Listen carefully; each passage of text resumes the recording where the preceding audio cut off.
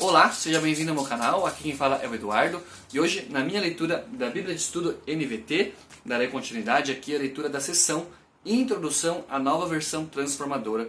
Vou ler aqui hoje a partir do subtítulo Questões de Tradução.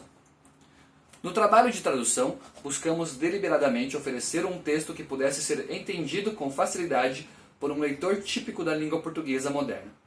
Para isso, procuramos usar apenas vocabulário e estruturas gramaticais de uso comum nos dias de hoje. A fim de tornar a NVT proveitosa do modo mais amplo e duradouro possível, evitamos linguagem que poderia se tornar desatualizada em pouco tempo ou que refletisse apenas um subdialeto restrito de nossa língua. Nossa preocupação com a facilidade de leitura, no entanto, foi além das questões de vocabulário e estrutura gramatical. Também levamos em conta barreiras históricas e culturais para a compreensão da Bíblia e procuramos traduzir termos fortemente associados à história e à cultura de forma que pudessem ser entendidos com facilidade. Para isso, tópico 1.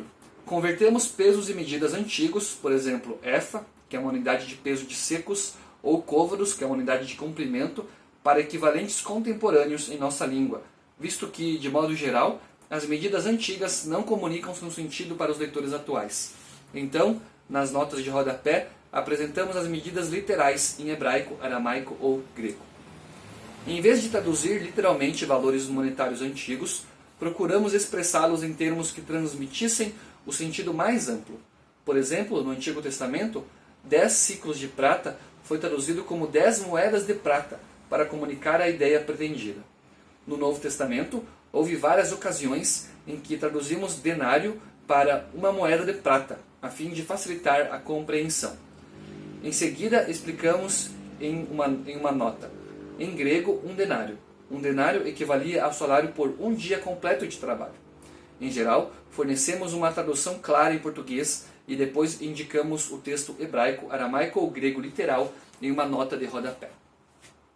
Visto que os nomes dos meses hebraicos são desconhecidos para a maioria dos leitores contemporâneos e que o calendário lunar hebraico varia de um ano para outro em relação ao calendário solar usado hoje em dia, procuramos maneiras claras de comunicar a época do ano correspondente ao mês hebraico. Por exemplo, Abib. Quando o texto fornece uma tradução expandida ou interpretativa, apresentamos o texto literal na nota de rodapé. Nos casos em que é possível definir uma data antiga conforme nosso calendário moderno, usamos as datas modernas no texto. Uma nota indica, então, a data hebraica literal e o raciocínio pelo qual chegamos à nossa tradução. Por exemplo, Esdras 6,15 informa que o templo construído depois do exílio em Jerusalém foi concluído no dia 12 de março, no 6º ano do reinado do rei Dario. Nesse caso, a nota traz: em aramaico, no 3º dia do mês de Adar, no antigo calendário lunar hebraico. Vários acontecimentos em Esdras podem ser confirmados por datas em registros persas, que sobreviveram ao templo e relacionados com precisão ao calendário moderno. O ano foi 515 a.C.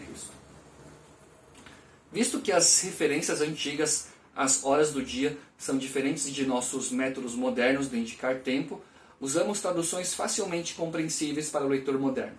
Logo, empregamos horários específicos do dia em seus equivalentes aproximados em nosso sistema, como por exemplo as X horas.